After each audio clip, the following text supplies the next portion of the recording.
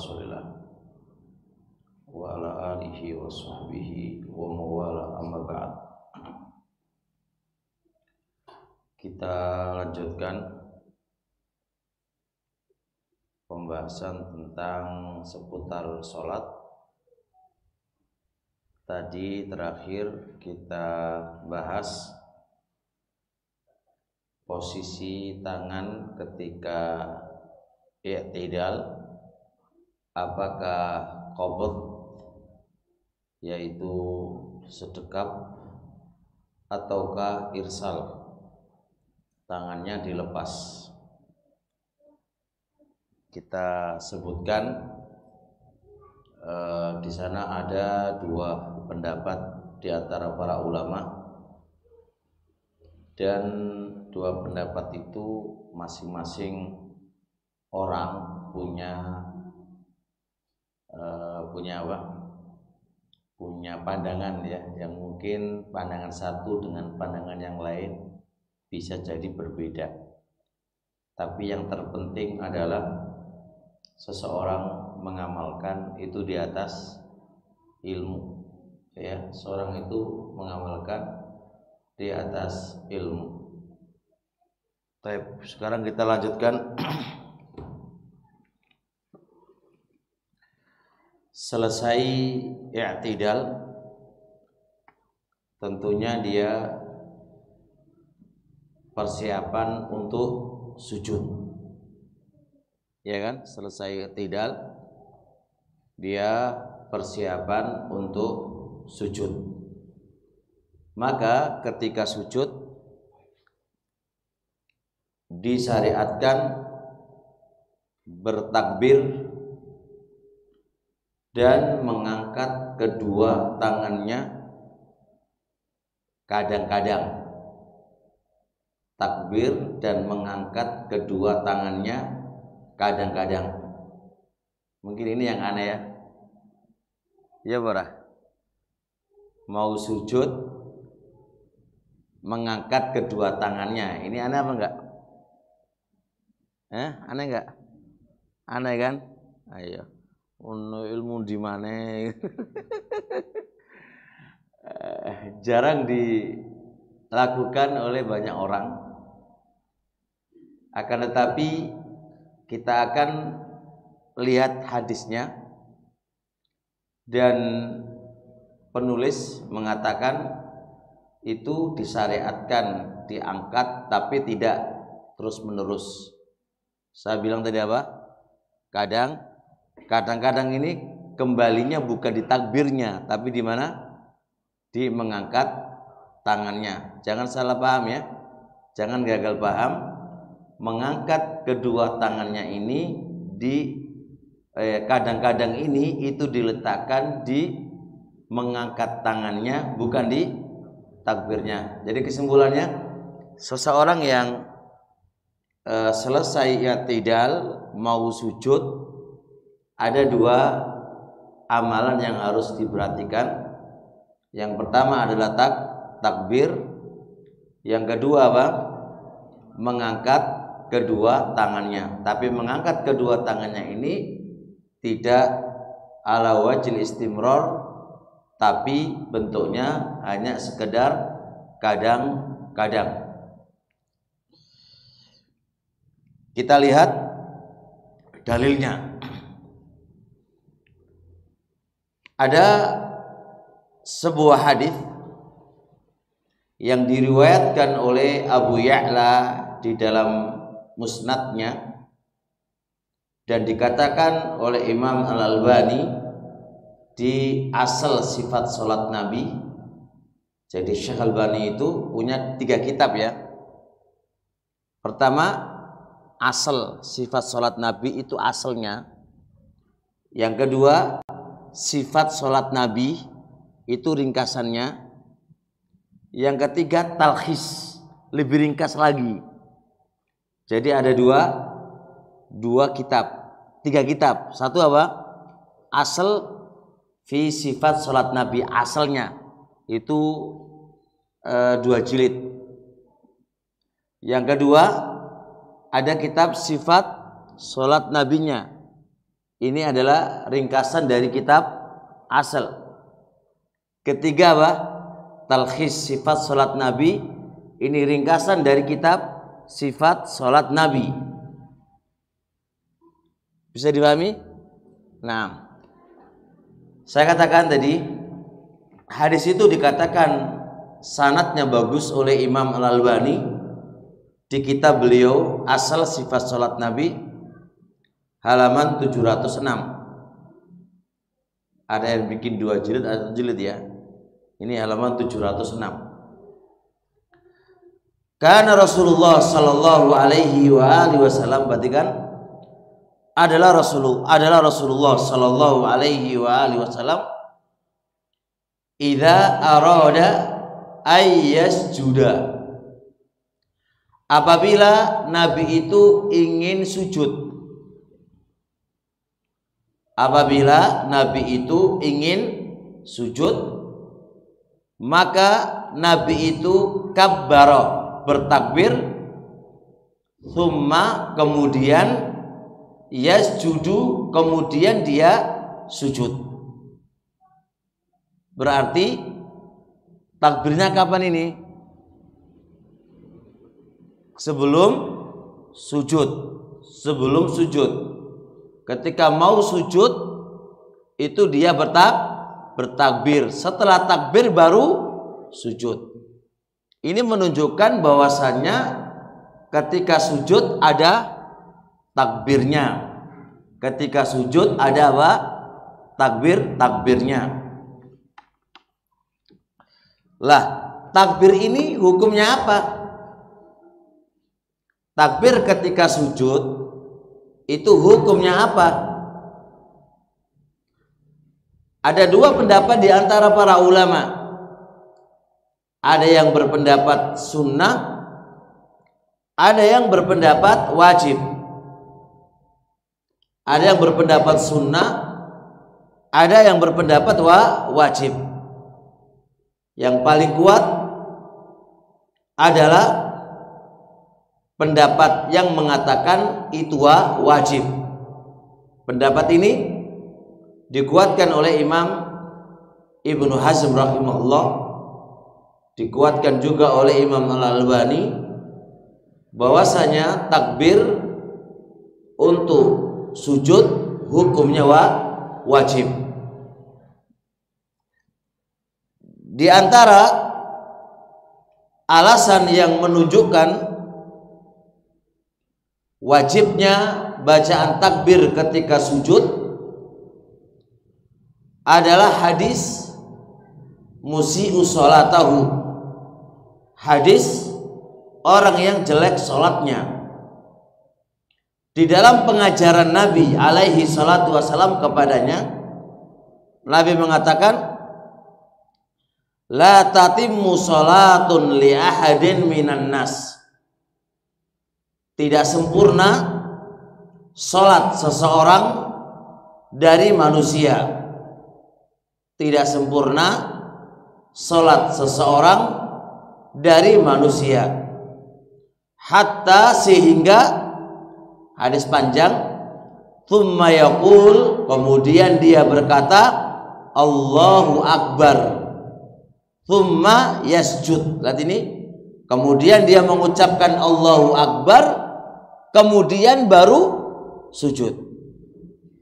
Maka sebuah pelajaran yang sering kami sampaikan kepada antum semuanya, sebuah ucapan dan perbuatan yang tertera di dalam hadis musii'u sholatahu itu bermuara antara rukun dan wajib. Kenapa kok begitu? Dikarenakan si rojul yang jelek sholatnya itu kan di waktu pengajaran. Yang namanya di waktu pengajaran, Nabi harus menjelaskan mana yang rukun dan mana yang wajib. Sebab kalau nggak begitu, Nabi terkena kaidah tarkul bayani an waqtil hajati la yajuzu.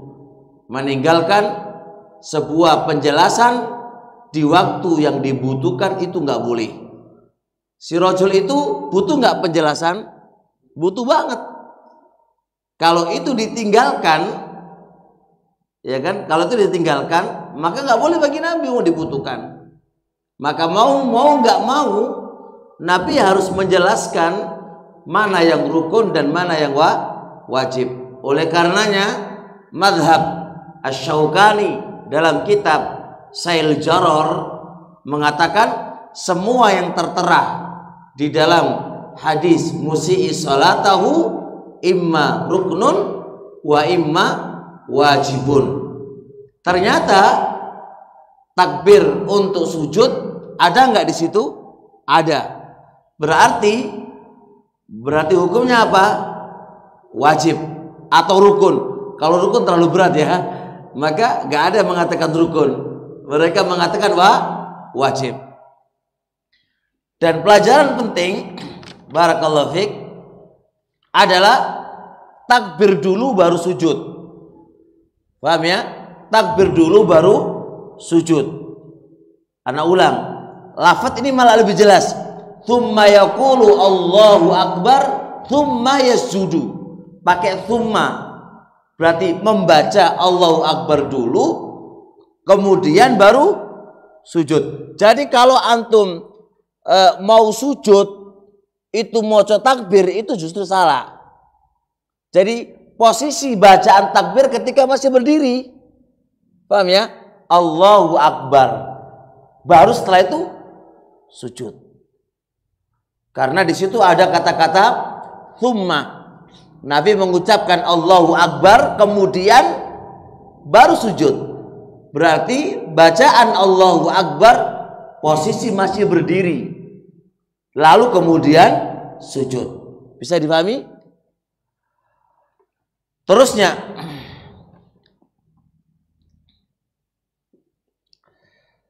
dalil tentang ketika sujud mengangkat kedua tangannya.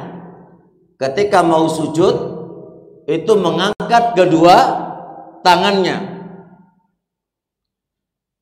Ada sebuah hadis dari hadis Malik Ibnul Huwairits, diriwayatkan oleh Imam Nasai dan Imam Ahmad, dan hadis ini aman. Syekh Al-Albani mengatakan hadis ini sanaduhu sahih, sanadnya sahih, la mat'ana fiha, tidak ada celah di dalam sisi disiplin ilmu hadis. Berarti terkait dengan hadisnya aman, tidak ada masalah. Malik Ibnul Huwairits menceritakan begini, annahu ra'an nabiyya. Perhatikan bahwasanya Malik Ibnul Huwairits ra'an nabiyya, dia melihat Nabi.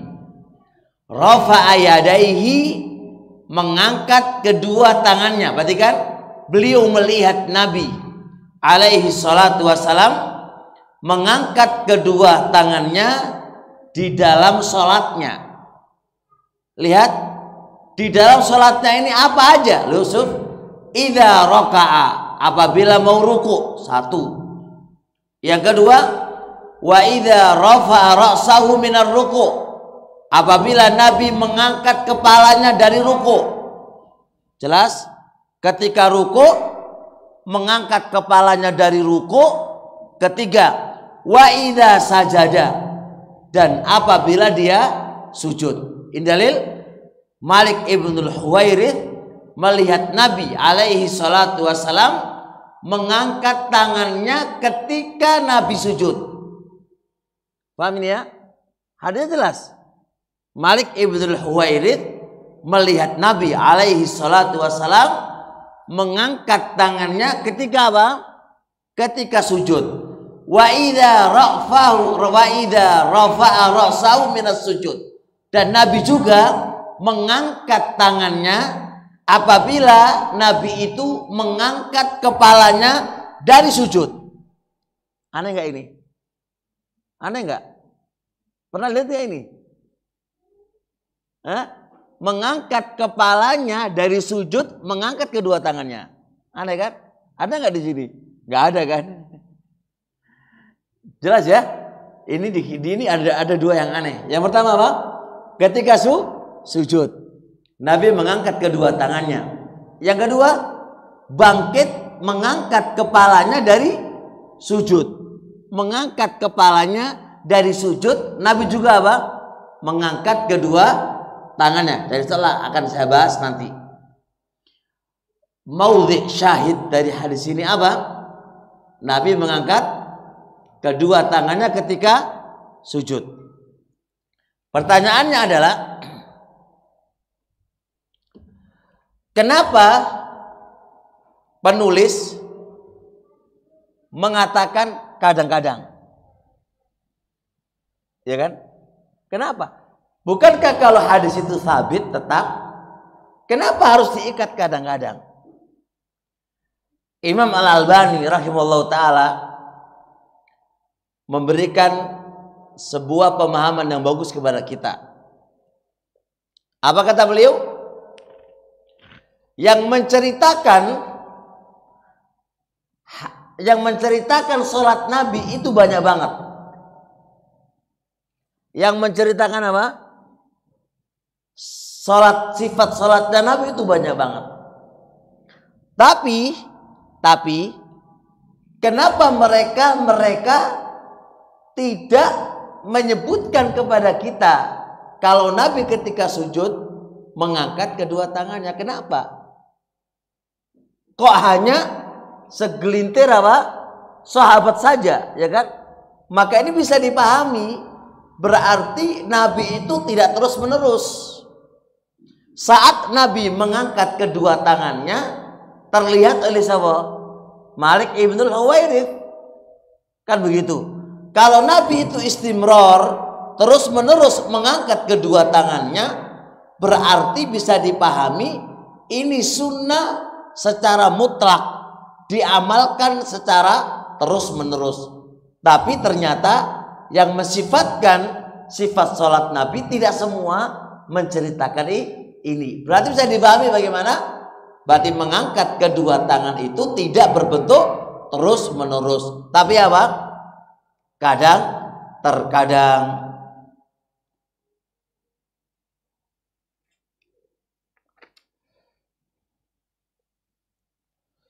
Terusnya bisa dipahami insyaallah. Ketika bangkit, ketika turun ke sujud, mendahulukan tangan atau lutut? Mendahulukan tangan atau mendahulukan lutut? Sebagian orang mendahulukan apa? Lututnya. Sebagian orang mendahulukan apa? Tangannya. Ada gak yang mendahulukan dasnya, kepalanya? Ada gak? Ketika sujud, kepalanya dulu gitu kan?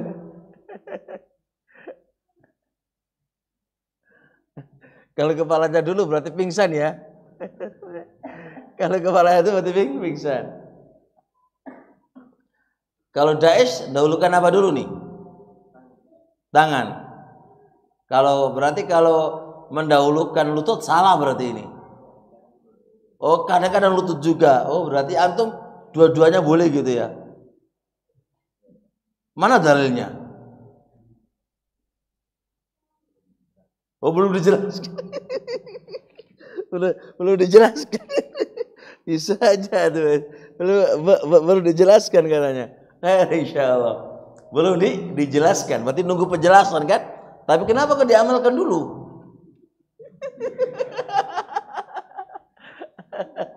Insyaallah. Insyaallah. Masalah ini, ikhwan, termasuk masalah yang ramai di antara para ulama. Syekh bin Baz rahmatullah alaih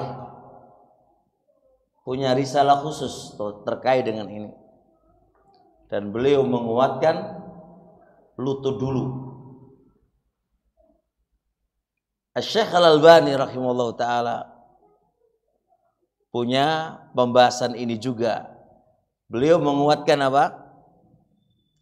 Tangan dulu. Tangan dulu. Mana yang paling kuat, Daesh?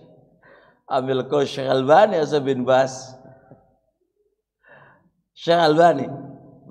Tadi katanya tadi kadang-kadang apa? Lutut dulu. Berarti lupa itu pas itu. Insyaallah. Ana pribadi memilih, ini pribadi saya. Ana sering sampaikan pribadi saya. Saya pribadi condong kedua cara itu boleh. Maka karena ini boleh, maka ya terkadang kenapa kok boleh? Karena kedua hadis yang menyuruh lutut dulu hadisnya lemah, dan hadis yang menyuruh tangan dulu itu juga hadisnya lemah. Karena sama-sama hadisnya lemah, maka Syekhul Islam Ibnu Taimiyah dalam kitab Majmu' Fatawa juz 22 halaman 449 mengatakan apa? Insya'al musolli, jikalau orang yang sholat ingin meletakkan dua lututnya nggih monggo. Kalau orang yang sholat ingin meletakkan dua tangannya nggih monggo. Semua diperbolehkan oleh Syekhul Islam Ibnu Taimiyah rahimahullah taala. Nah, karena hadisnya lemah dari dua sisi.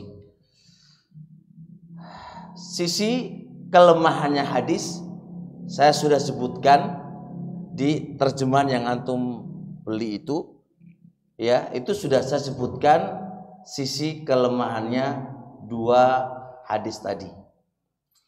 Syekh Al-Albani di Irwaul Ghalil membahas tentang hadis-hadis atau di silsilah dhaifah, membahas semua hadis yang mendahulukan lutut dulu kemudian baru tangan, dilemahkan dari sisi sanadnya.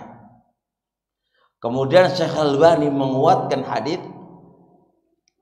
yang lafadznya hadis fala yabruk kama yabrukul ba'iru wal yadha yadaihi qabla rukbataihi. Anda kalau mau ambruk, jangan ambruknya seperti ambruknya unta. Bagaimana caranya supaya menyelisih unta? Kata Rasul, maka hendaknya dia mendahulukan kedua tangannya, kemudian dua lututnya. Maka supaya tidak sama dengan unta, kata Rasul, dahulukan tangannya, kemudian baru apa? Lututnya. Hadis ini inda Syekh Al-Albani hadisnya sahih. Dan hadis yang mendahulukan lutut semuanya lemah. Karena itu beliau menyunahkan tangan dulu baru lutut. Karena menurut beliau itu hadisnya lemah. Tapi setelah ditahqiq oleh banyak para ulama, yang saya ingat banget itu karena saya juga pernah membahasnya di sini. Di situ ada Abdul Aziz Ad-Darwardi. Di situ ada Abdul Aziz Darwardi. Abdul Aziz Darwardi memang rawi ini thiqah qad yukhti. Dia thiqah tapi terkadang salah. Dan ada nas sebagian para ulama, ini hadis termasuk kesalahannya Abdul Aziz Darwardi. Maka berarti dengan tangsisnya ulama hufat, sebagian ulama hufat, bahwasanya ini hadis termasuk kesalahannya Darwardi, maka berarti hadisnya lemah. Berarti kalau hadisnya lemah, sama-sama lemah kan? Berarti kalau sama-sama lemah berarti boleh, nggak ada keterangan dari Nabi secara khusus bagaimana cara turun ke tanah ketika sujud. Mau mendahulukan tangan, mendahulukan apa? Tapi nggak boleh mendahulukan kepala kan? Kenapa nggak boleh mendahulukan kepala? Karena nggak ada ulamanya. Karena ulamanya berputar antara apa? Ke tangan dan antara antara lutut dan antara tangan. Kalau antum mendahulukan kepala, berarti antum menambahi pendapat nomor 3 gitu kan? Telah berselisih 3 ulama. Ulama 1, 2, ulama ketiga Daesh gitu kan. Boleh mendahulukan apa? Kepala dulu. Kepala dulu.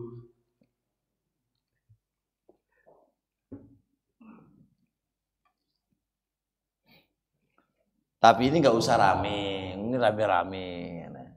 Kan masing-masing kan yang mendahulukan ini dan itu nggih monggo kan, bagi yang kami berpendapat boleh-boleh aja kedua-duanya. Juga ada ulamanya masing-masing berporos kepada disiplin ilmu hadisnya, ya, disiplin ilmu hadis terkait dengan itu sahih atau tidak sahih.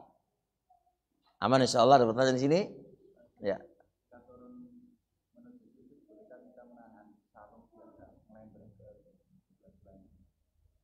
Menahan itu dikarenakan sisi ibadah atau enggak?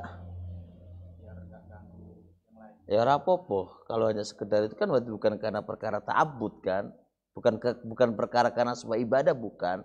Tapi sekedar apa? Biar enggak ganggu orang lain, enggak ada masalah. Nah kalau ganggu repot malah.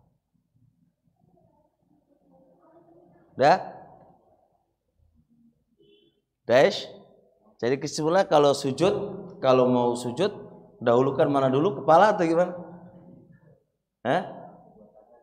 Boleh ya, kedua tangan boleh. Gimana cara kedua tangan? Coba berdiri dulu Daesh. Gimana contohkan? Kamera biar rambutnya terlalu panjang itu. Kalau rambut panjang ada dalilnya nggak Daesh? Nggak ada dalilnya. Kok panjang itu? Keren ya? Oh, masya Allah, tabarakallah. Gimana? Ya oke. Tangan dulu. Nah, ini tangan dulu ya. Masya Allah. Kalau apa? Lutut dulu gimana?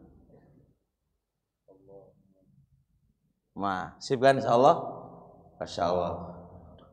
Ustaz Daesh, masya Allah, tabarakallah.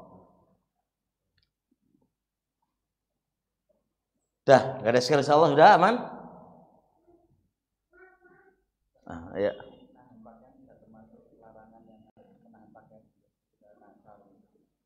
Nah, itu bukan begitu, itu dia melingkis sini yang dilarang, bukan menahan. Ini kan karena nggak takut khawatir mengganggu. Kalau dilarangnya melingkis itu karena dia supaya nggak jatuh ke tanah, supaya sujud nggak boleh sujud, ditahan. Beda babnya.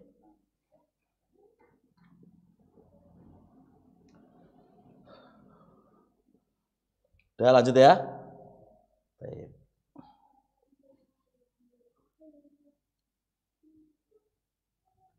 Lalu sujud. Kemudian sujud. Sujud di dalam sholat itu hukumnya apa? Hukumnya rukunun min arkanis sholat. Rukun dari rukun-rukunnya sholat. Sujud di dalam sholat hukumnya apa? Rukunun min arkanis sholat. Telah menunjukkan atas kerukunan atau atas hukum rukunnya sujud Al-Quran, Sunnah, dan ulama sepakat. Dari Al-Quran, wahai orang-orang yang beriman, rukuklah dan sujudlah. Di dalam hadis Nabi alaihi salatu wassalam, dia yang tertera di dalam hadis musi'i salatau. Di situ ada masjud, kemudian sujudlah. Adapun ulama-ulama yang menukilkan kesepakatan banyak, di antaranya Imam Nawawi dalam kitab Majmu' juz 3 halaman 394, Ibnu Qudamah dalam kitab Mughni juz 1 halaman 553. Kesimpulan, sujud adalah apa? Rukun min arkanis sholat. Berarti kalau Anda tidak sujud, meninggalkannya sengaja atau tidak sengaja, batalkah? Batal. Dalil atas rukunnya sujud dari Al-Quran, dari apa lagi? Sunnah, dari kesepakatan para ulama. Siapa yang menukilkan kesepakatan? Imam Nawawi dalam kitab Majmu'. Pernah lihat gak?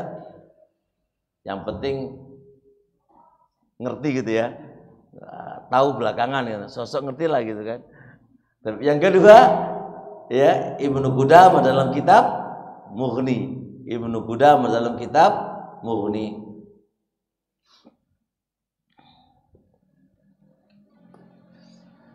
Terusnya cara sujud.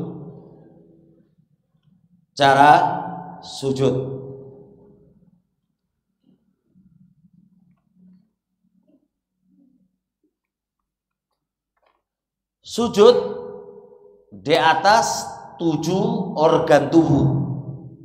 Sujud di atas 7 organ tubuh. Satu apa? Dahi. Yang kedua, 2 telapak tangan. Ketiga, 2 lutut. Keberapa sekarang? Keempat, 2 jari jemari. 2 bukan jari apa? Telapak kaki. Telapak kaki ya? Kodam telapak kaki ya? Hah? Kaki, telapak kaki. Mana telapak kaki itu mana? Ini ya? Telapak kaki. Ya, kodam telapak kaki. Berarti berapa itu? 7 kan? 7 enggak? 2 telapak tangan berapa? 2 lutut berapa? 4. 2 kaki, 2 telapak kaki berapa? 6. 1 apa? Dahi. Ini berdasarkan hadis Ibnu Abbas radhiyallahu taala anhu. Berdasarkan hadis Ibnu Abbas radhiyallahu taala anhu, inda Muslim,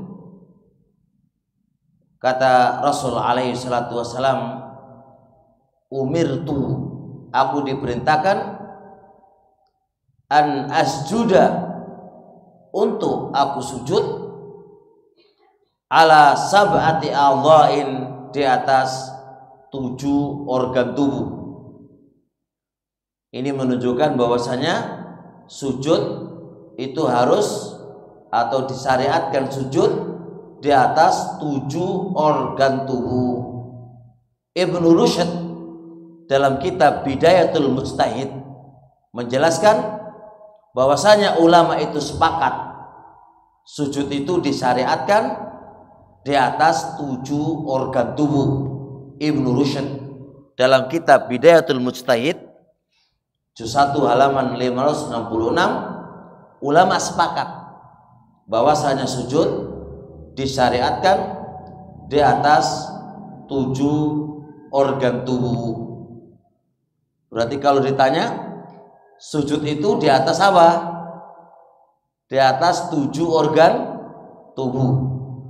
Pertanyaan selanjutnya, di dalam hadis tadi dan kesepakatan tadi tidak ada hidung. Apakah hidung termasuk organ yang harus ditempelkan di tanah ataukah tidak? Bisa dipahami ini? Hidung apakah termasuk organ yang harus ditempelkan di tanah atau tidak, di lantai ataukah tidak? Para ulama berbeda pendapat. Dan yang paling kuat adalah pendapat Sa'id ibnu Jubairin dan Nakhai dan Ishaq ibnu Rahuyah, bahwasanya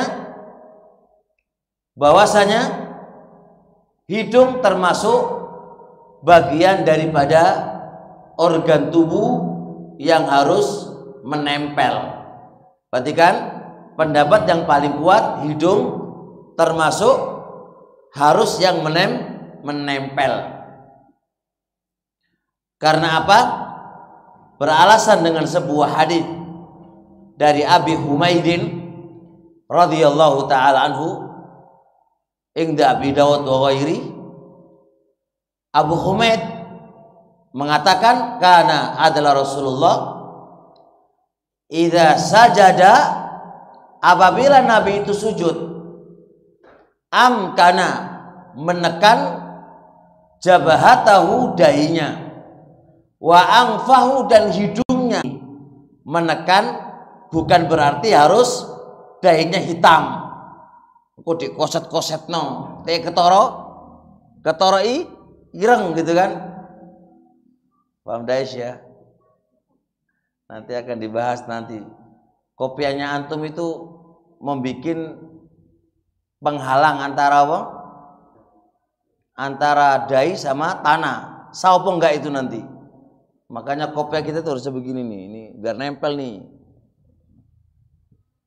Nanti dibahas ya. Soalnya tuh nggak nempel tuh. Nempel itu apa nempel ininya? Nempel kah? Nggak kopi yang nempel tanah itu. Kadang juga ya. Kadang juga. Khair insyaallah. Baik ya. Kesimpulan hadis ini menunjukkan apa? Apa tadi? Hidung termasuk apa? Organ bagian dia digabungkan dengan apa? Dengan daya yang harus ditempelkan ke dalam, ya, yang harus ditempelkan di lantai. Kita masih belum bahas hukum ya. Ini baru dijelaskan secara umum dulu. Jadi berarti tambah hidung menjadi berapa? 8 atau 7, cuma hidung dimasukkan ke dahi. Sebagaimana hadis Ibnu Abbas radhiyallahu taala anhu ingda Muslim rakam 490, ketika Rasul alaihi salatu wasalam menyebutkan dahi, ingat ini, menyebutkan dahi, wa asyara biyadaihi ala anfi. Ketika Rasul sallallahu alaihi wasallam menyebutkan dahi, Rasul itu apa? Mengisyarakan dengan kedua tangannya ke hidungnya. Berarti menunjukkan apa? Bilangan 7 tetap 7. Hidung bagian dari apa? Masuk di dahi. Atau kita katakan 8 juga nggak ada masalah. Masuk apa dahi. Masuk dahi, masuk hidung. Masuk hidung. Maka penyebutan Rasul alaihi salatu wasalam, saya diperintahkan sujud di atas 7, tidak menafikan di sana ada tambahan yang lain, yaitu hidung, karena hadis Nabi yang lainnya. Jadi imam kita katakan tetap 7, tapi hidung masuk dalam bagian dahi, atau kita katakan hidung nggak masuk pada dahi, kita katakan berarti adalah 8. Penyebutan 7 yang tertera di dalam hadis itu tidak menafikan, tidak meniadakan hidung dihilangkan. Karena apa? Liwujudi haditsin, karena ada hadis yang lain, yang lainnya. Taib. Selanjutnya, cara sujud yang benar. Cara sujud yang benar.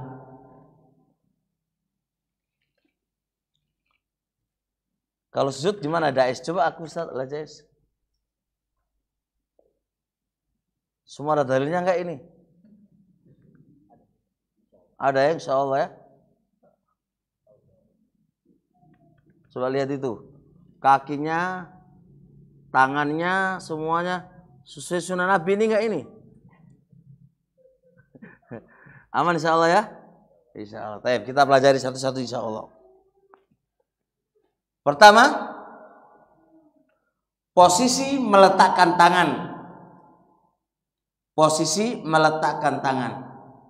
Ini bisa sejajar dengan kedua telinga dan bisa sejajar dua bahunya. Berarti ada dua cara di dalam meletakkan kedua tangannya. Bisa sejajar dengan kedua telinga dan bisa sejajar pada dua bahunya. Kalau sejajar dengan dua telinga, Daesh gimana coba? Dilihat ya. Gimana sejajarnya itu? Kedua tangan letakkan sejajar dengan, tahu mana sejajar? Taib. Sejajar itu berarti tangan Anda ukuran sejajar dengan telinga. Coba. Sejajar nggak itu? Ya, sejajar ya. Sejajar. Coba antum di atas kepalanya antum, tangannya antum. Di atasnya lagi. Tangan antum di atas kepala. Melebihi kepala antum. Piye? Nah. Salah nggak itu? Oh, salah. Kenapa? Melebihi telinga, melebihi tape. Tangan antum sejajar dengan pundak gimana? Mana pundaknya antum? Oke. Sejajarkan. Jajar nggak itu? Ya weh sudah. Antum syahidnya lu ya. Salahnya antum lah kurang lu ya.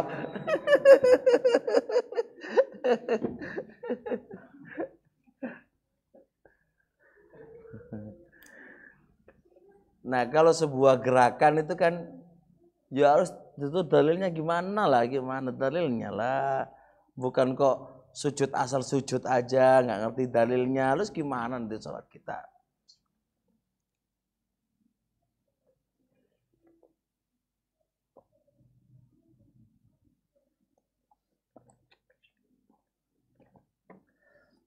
Ada dua hadis. Pertama, hadis Abi Humaid As-Sa'idi. Hadis Abi Humaidin As-Sa'idi.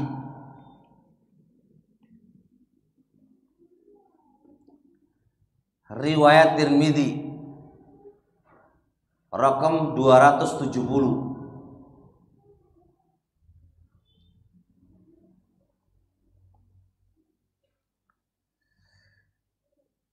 Karena adalah Rasulullah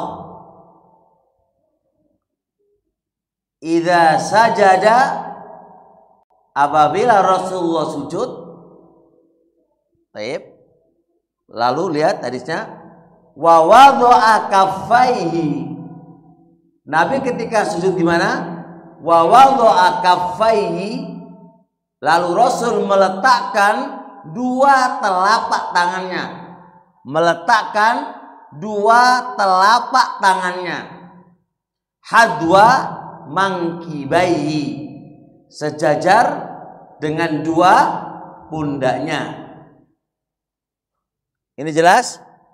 Meletakkan kedua telapak tangannya sejajar dengan dua pundaknya, sejajar dengan dua pundaknya. Hadis kedua, hadis Wa'il ibnu Hujr. Hadis kedua, hadis Wa'il ibnu Hujr. Annahu ra'a Rasulullah, bahwasanya Wa'il melihat Rasulullah sallallahu alaihi wasallam hina sajada, ketika beliau sujud, wa yadaihi, dan kedua tangannya, qoriban min udhunai, dekat kedua telinganya. Dekat kedua telinganya maknanya apa? Sejajar dengan kedua telinganya. Dua hadis ini menunjukkan apa? Peletakan dua telapak tangan ketika sujud boleh diletakkan sejajar dengan pundak dan boleh diletakkan sejajar dengan apa? Telinga. Keduanya sama-sama boleh karena kedua-duanya tabit tetap dari Nabi, dan ini di ilmu kaidah namanya ikhtilafut tanawwu', perbedaan macam dari Nabi alaihi salatu wassalam.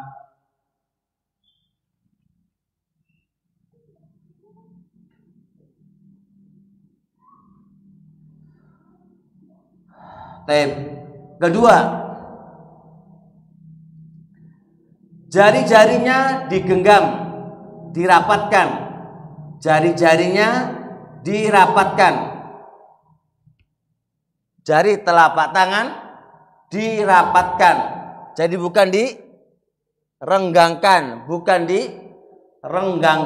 tapi dirapatkan. Dais tadi rapat atau enggak tadi? Rapat ya? Masya Allah ya. Sesuai, Masya Allah. Masya Allah. Karena sesuai bisa nikah lagi nih. Ini beralasan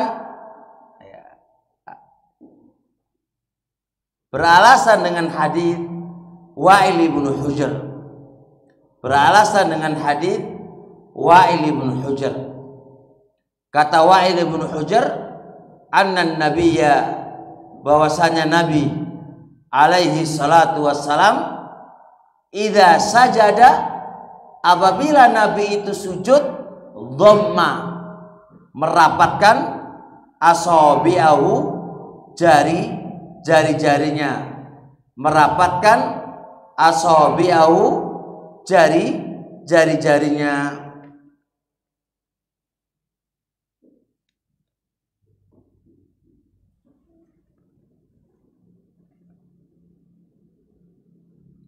Dan ini masuk jari-jari tangan dan masuk apa? Jari-jari kaki. Masuk jari-jari tangan dan masuk jari-jari kaki. Taib. Meletakkan kedua tangan sejajar dengan dua telinga, sejajar dengan dua pundak, itu sunnah hukumnya, karena yang datang dari perbuatan Nabi, dan asal perbuatan Nabi hukumnya sunnah. Begitu pula merapatkan jari-jari baik tangan maupun kaki, itu juga hukumnya sunnah, karena yang datang adalah perbuatan Nabi, dan asal perbuatan Nabi itu hukumnya apa? Sunnah.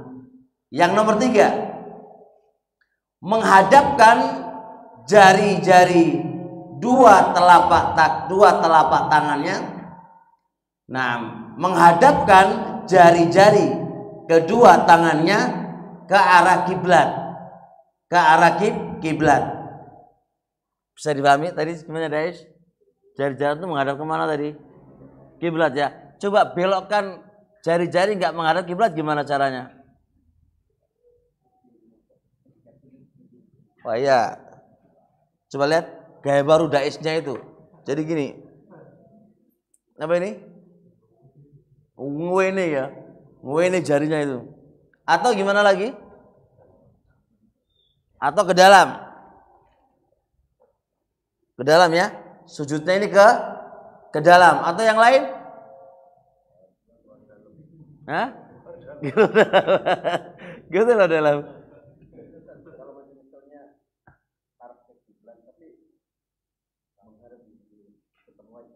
Apa? Oh nanti belakangnya santai aja dulu. Saya taruh. Begitu ya. Tapi sekarang ada nggak yang jarinya begini? Kalau begini otomatis jarinya kemana ini menghadapnya? Ke belakang ya. Jelas salah kan ya? Jelas nggak? Nggak sunnah ya, nggak sunnah. Ala kulli hal, jari tangan itu dihadapkan kemana? Ke arah kiblat, dan ini hukumnya sunnah. Karena hadis Bara ibni Azib rawahu al-Baihaqi dengan sanad yang sahih. Bara ibnu Azib mengatakan, wa idza sajada, apabila Rasulullah itu sujud, wajjaha asabi'ahu, mengarahkan jari-jarinya, kibalal kiblati, ke arah kiblat. So, apabila Nabi alaihi salatu wasallam sujud, maka Nabi mengarahkan jari-jarinya ke arah kiblat. Jari-jari ini diarahkan kemana? Ke arah kiblat. Maka ini dalil bahwasanya sunahnya jari-jari itu diarahkan ke arah kiblat. Gimana jari-jari kaki diarahkan ke arah kiblat? Gimana caranya? Ditekuk. Kalau ditekuk berarti itu diarahkan ke arah kiblat. Tapi kalau antum tidak tekuk, berarti dia mengarah kemana? Ke arah bawah. Maka sunahnya untuk kaki itu juga jari-jarinya diarahkan ke arah kiblat, karena lafadznya umum, wajah asobi'u. Asobi ini udhifa kepada domirhu. Di dalam kaidah fiqhiyah itu yufidu umuman. Wa in ta'uddu nikmatallahi nikma udhifa kepada domirhu mufrad atau jama'. Ketika diidhofakan maka itu berfaedah umum. Fa kalimat asabi'ahu, jari-jarinya ini adalah diidhofakan kepada domirhu, maka itu berfaedah umum, baik jari-jari kaki maupun jari-jari tangan. Maka ketika jari-jari kaki itu harus ditekuk, harus ditekukkan ya. Karena ditekukkan terus Jawa ya, ditekukkan gua. Ditekukkan bahasa apa? Indonesia ya, ditekukkan gitu. Dibengkokkan gitu kan. Maka berarti akan menghadap ke arah kiblat. Coba Dais, contohkan Dais. Kaki antum, telapak kakimu arahkan ke arah belakang. Ya. Ke belakang. Nah, itu arah belakang ya. Enggak nyuna. Tapi ke arah tanah, ke arah bawah. Nah, ke arah bawah. Ke arah kaki apa? Kiri kanan, samping. Enggak bisa itu. Kalau ke arah kiblat gimana? Ke arah kiblat, tekuk semampunya. Ditekuk semampunya. Nah, itu. Udah jelas? Hadza huwa. Nih kalau nggak dipraktekkan nggak dong lo ya. Ini jangan dianggap pelajaran TK. Kita lo nggak ngerti. Kita nih nggak ngerti. Bapak paham nggak tadi? Kelihatan nggak bapak? Paham nggak bapak ya? Ibu paham nggak umat itu? Paham ya? Baik. Alhamdulillah. Terusnya, meletakkan kedua tangan, tidak meletakkan kedua tangannya, jari-jarinya nggak boleh dibentangkan dan nggak boleh digenggam. Meletakkan kedua tangannya itu tidak boleh direnggangkan dan tidak boleh digenggamkan. Berarti jarinya nggak boleh begini ya. Walaupun sama menghadap ke arah kiblat, tapi ini merenggang. Itu nggak nyuna dan nggak boleh digenggam. Begini salatnya. Ini juga tidak diletakkan dengan bentuk jari-jarinya tidak direnggangkan dan tidak juga jari-jarinya dikepalkan. Dikepalkan, paham? Diletakkan berarti digabungkan ya, dengan diarahkan ke arah kiblat.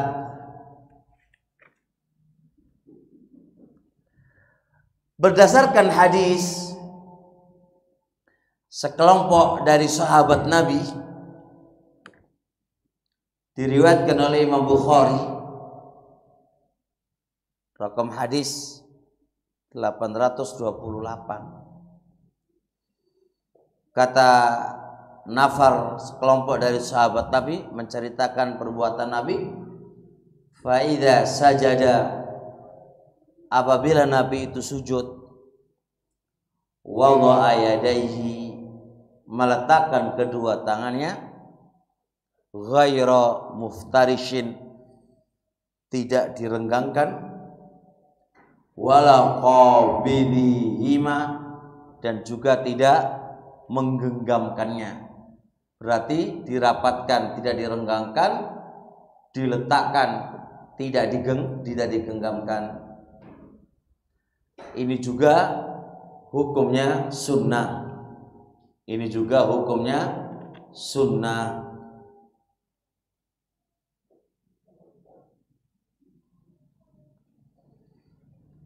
Selanjutnya lagi,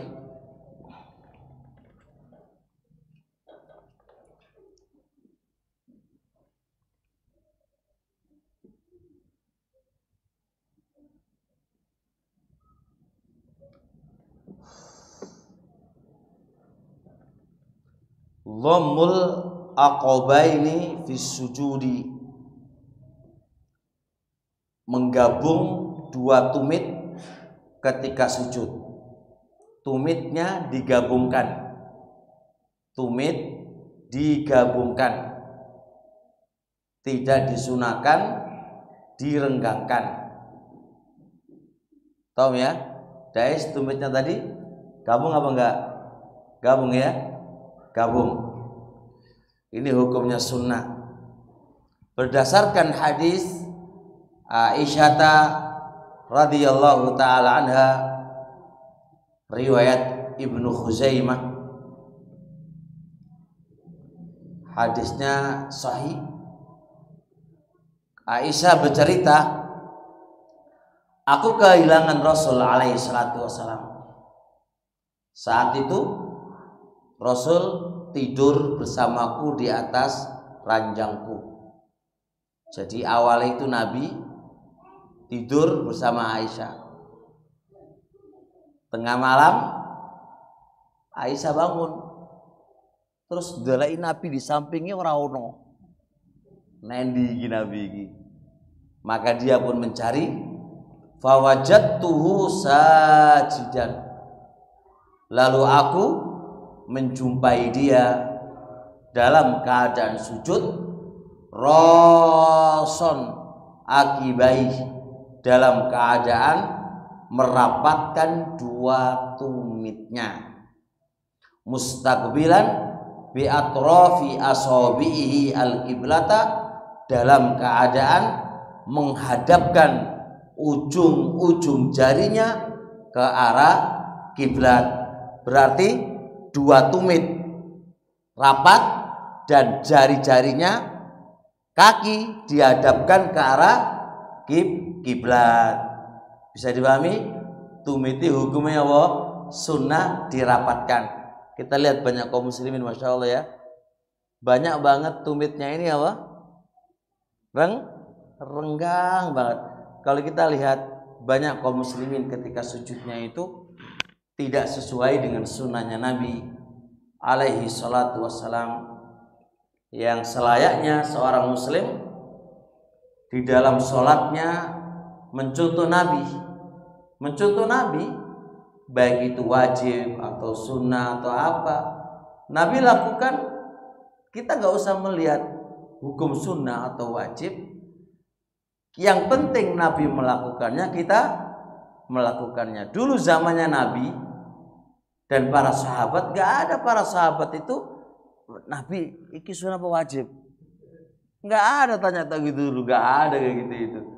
Nabi melakukan, jadi lakukan. Beda dengan kita pinter banget. Ustadz, itu wajib apa sunnah Ustadz? Pertanyaannya itu dulu, wajib atau sunnah. Terus kalau sunnah kenapa? Kan gak dilakukan, kan gak apa-apa Ustadz. Begitu mereka jawabannya. Allah musta'an. Ini zaman ini zaman terlalu pinter apa terlalu bodoh ini ya. Ya Allah, jadi nggak perlu nanya itu. Kalau sudah Nabi lakukan, ya sudah. Begitu, itu torikonya sahabat. Nah, terusnya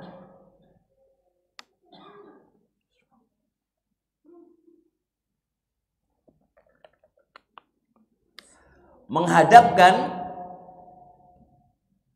ujung jari dua kakinya ke arah kiblat. Para ulama mengatakan yang diarahkan ke arah kiblat me ujung to. Me ujung to, ya memang ujung ya. Ujung loh ya, ujung ya. Tahu ujung enggak? Berarti kayak itu tadi ya. Paham insyaallah? Jadi ujung jari kaki berarti sedikit itu ya. Ujung jari kan ujung jarinya. Arahkan ke arah kiblat. Dan nggak mungkin itu bisa diarahkan ke arah kiblat kecuali harus ditekuk. Dan itu asobihi, jari-jarinya loh ya. Kalau secara kaidah usul berarti 10 jari itu sunahnya diarahkan ke arah kiblat. Tapi masalahnya biqadril istita'il abdi, sesuai dengan kemampuan hamba. Apa ini jari jentik apa? Kelingking ya. Itu bisa nggak diarahkan ke arah kiblat? Susah ya? Susah ya? Hatta Daesh pun yang semangat di atas sunnah nggak iso kan? Pemana awal dewa-dewa iki ora iso lah. Apalagi anak kita nggak bisa. Jadi jari kelingking ini memang susah banget, susah banget. Nah kalau susah ya sudah, sesuai dengan kemampuan mana yang bisa kita amalkan.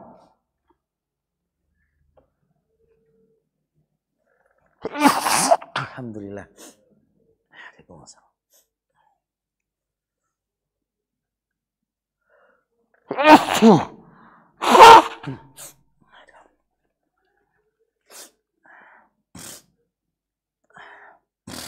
Nah,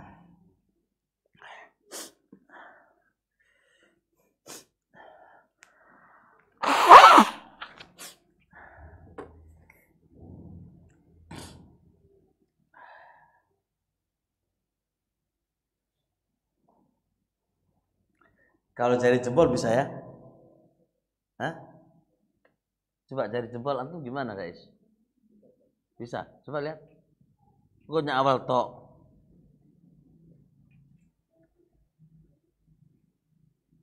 Ya, wah, gitulah. Oh, bisa ya? Masya Allah. Barakallahu fiik. Terusnya, nasbu rijlaihi, dua kakinya diberdirikan. Dua kaki diberdirikan. Dua kaki diberdirikan. Gimana kalau dua kaki itu ditidurkan? Coba tidurkan dua kakimu.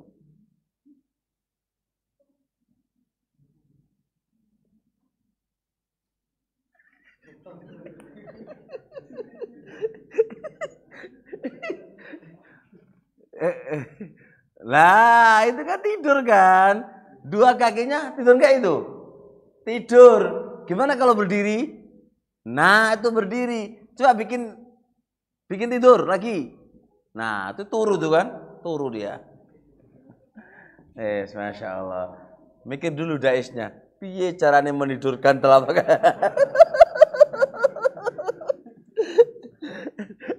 Mikir 5 menit.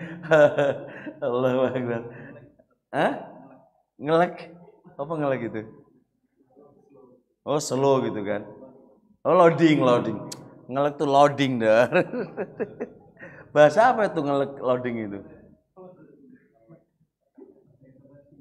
Oh gitu dah. Hadis Aisyah radhiyallahu taala anha, rawahu Muslim. Sama kasusnya, Aisyah kehilangan Rasul.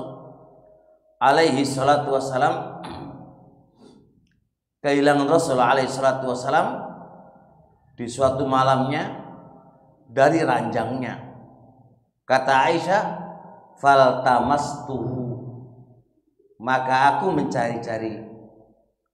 Fawaqa'at yadayya ala batni qadamai, lalu tanganku jatuh di apa itu? Ini namanya apa? Telapak ya? Telapak ya? Maka tanganku jatuh di telapak dua kakinya, wa huwa fil masjidi, sedangkan Nabi itu di masjid, wa huma mangsubatani, dua telapak kaki itu posisi berdiri. Berarti telapak kaki yaitu kakinya itu diposisikan berdiri. Jadi ketika sujud, posisi telapak kaki, posisi kaki atau telapak kaki posisinya itu berdiri. Dan ini hukumnya apa? Sunnah. Terusnya, dua lutut dipisah, dua lutut direnggangkan, tidak digabung. Bayangkan ini, kalau dua lutut tidak digabung tapi direnggangkan. Kebayang Daesh? Kebayang nggak? Apa tadi? Gimana? Hah?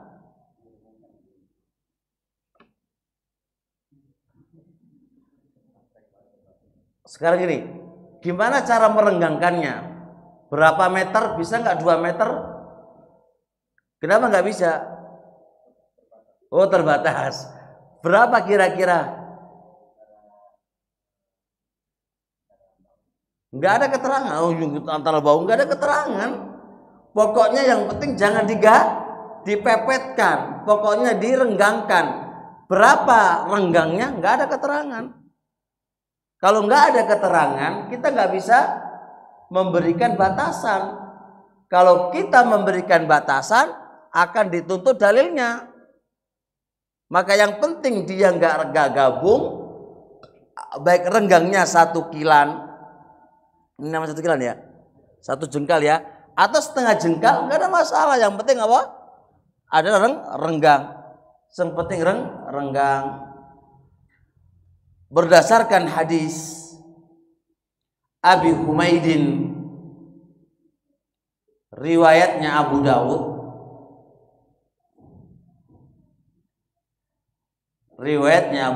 berarti kan ini, fa'idha sajada, apabila Nabi itu sujud, farraja, apa farraja tadi? Merenggangkan baina fakhidaihi, antara dua pahanya. Kalau dua pahanya renggang, lututnya mungkin nggak rapet? Nggak mungkin kan? Kecuali lutut berdiri sendiri. Berarti kalau lututnya nggak renggang, berarti pahanya ikut renggang. Cuma hadis ini dilemahkan oleh Imam Al-Albani. Karena hadis ini dilemahkan oleh Imam Al-Albani dan sebagian ulama juga mendhaifkan hadis ini, maka berarti pernyataan sunnah merenggangkan dua lutut itu tidak bisa dijadikan dalil alasan. Maka perenggangan dua lutut, perenggangan dua lutut sunnah atau tidak sunnah terbatas, tergantung dengan hadisnya. Kalau hadisnya ini lemah, berarti boleh dirapatkan. Kalau hadisnya lemah, kalau hadisnya sahih, berarti apa? Disunahkan. Dan rata-rata teman-teman semuanya apa? merenggangkan.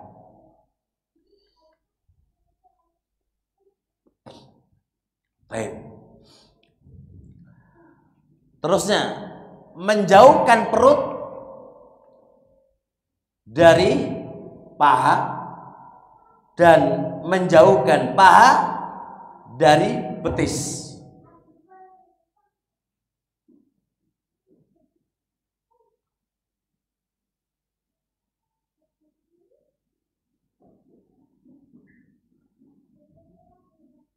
Kebayang ya? Kebayang nggak? Daesh, kebayang nggak? Hah? Coba bikin perut mendekat ke paha.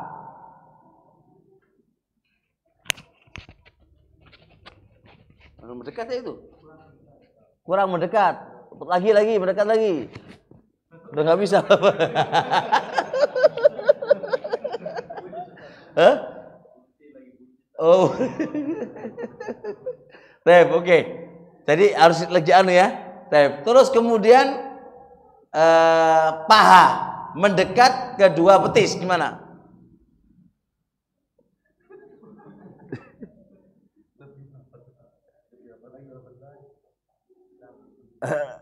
Kayak bisa ya? Susah ya? Iya, sama. Susah, tapi Masya Allah Daesh itu pahalanya besar loh. Lo nyuntukkan kayak tadi itu agak oleh pahala loh. Pahala besar diambil sama Daesh. Gak ada orang iri Daesh. Coba kalau antum dapat hadiah duit, iri paling mereka itu ya. Pasti iri. Tapi kalau pahala nggak iri ya. Masya Allah, Masya Allah. Daesh luar biasa.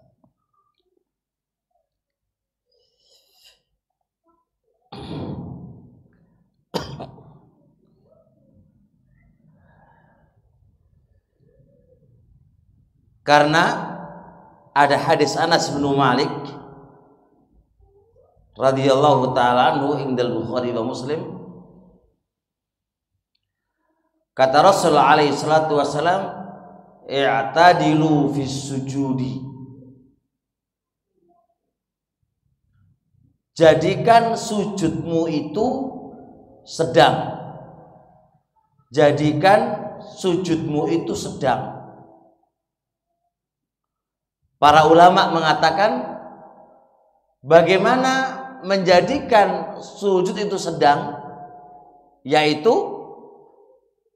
perut menjauh dari paha dan paha menjauh dari dua lututnya. Sebab kalau perut itu nempel paha, itu sedang namanya apa? Memendek gitu ya. Kalau perut ke paha, paha kemana? Lutut, itu apa jadi apa? Pendek banget. Bukan menjadi sedang, bukan menjadi sedang. Nah, terusnya dua lengan atas harus menjauh dari dua apa ini? Lambung ya. Lambung ini, lambung. Dua lengan atas harus menjauh dari dua lambungnya. Adapun anak lupa, i'tadilu fis sujudi, ini perintah. Sehingga ulama mengatakan menjauhkan perut dari mana? Dari paha dan paha dari dua betisnya itu hukumnya wajib. Dikarenakan fi'il amr pada kata i'tadilu fis sujudi. I'tadilu fis sujudi, dan itu fi'il amr dan asal dalam perintah berfaedah wajib. Kemudian menjauhkan dua lengan dari lambungnya. Gimana Daesh? Dua lengan itu mana? Yang dua lengan atas? Mana dua lengan bawah? Mana atas? Kok bawah ini, atas ini? Gimana? Lengan ada dua, atas dan bawah. Mana bawah? Mana lengan atas? Ini telapak tangan, Dais. Jadi lengan bawah itu ini, Dais. Sampai siku-siku. Siku-siku ke jari. Ini namanya lengan bawah. Karena kita berdiri nih. Iya kan? Jelas? Lengan atas mana? Lu kok itu lagi? Dais. Nih, lihat aku berdiri. Lihat berdiri. Mana yang di atas? Nih. Ini sikut apa? Siku-siku ke atas. Siku-siku ke atas, ini namanya lengan atas. Siku-siku ke bawah, ke mana ini? Telapak tangan, itu namanya lengan bawah. Karena posisi kita berdiri.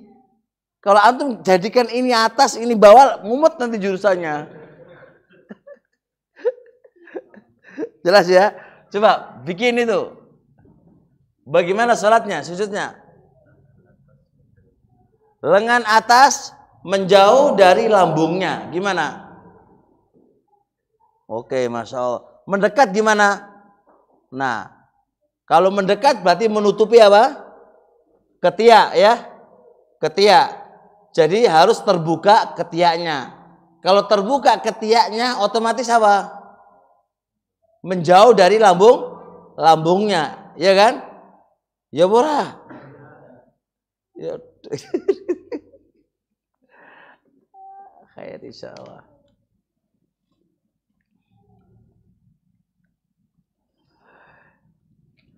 Sudah belum?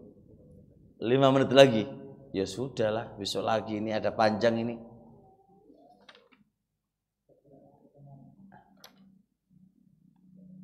Oh, tinggal satu tok ya.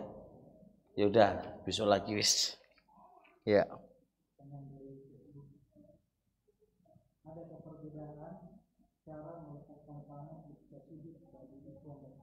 Enggak ada perbedaannya. Karena kaidah an-nisa'u syaqaiqur rijal. Laki-laki itu, perempuan itu adalah bagian dari laki-laki. Apa yang disyariatkan untuk laki-laki, maka itu disyariatkan untuk perempuan. Bahkan pada menjauhkan apa ini? Lengan atas dari apa? Dari lambungnya, Syafi'iyah, ulama Syafi'iyah mengkhususkan perempuan. Kalau perempuan jangan apa? Jangan dibuka karena akan kelihatan dua payudaranya. Sedangkan payudaranya harus tutup begini. Kalau dibuka begini seakan-akan buka. Ini dibantah oleh banyak para ulama. Bantahan yang paling ringan itu adalah sekedar akal. Dan akal tidak bisa membantah syariat. Ya kan? Bantahan kedua, dibuka pun ya kelihatan gitu loh. Paham nggak? Tertutup kan gitu kan. Dibuka pun ya kelihatan. Jadi kalau pakai akal ya akan dibantah dengan akal. Maka yang benar adalah apa-apa yang datang dari Nabi, maka itu syariat untuk laki-laki dan juga untuk perempuan. Tapi insyaallah masih ada satu tadi yang harus diselesaikan insyaallah taala. Semoga kita bisa ketemu di bulan depan. Ya.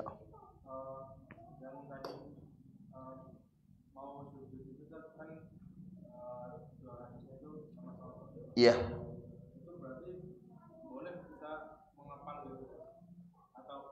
Mengapal belakangan masih belum ngepal kan bangkit. Turun terserah, orang ada masalah. Mau ngepal jebret, mau ngepal orang ada masalah. Contoh kan ngepal coba kamu turun. Ya turun.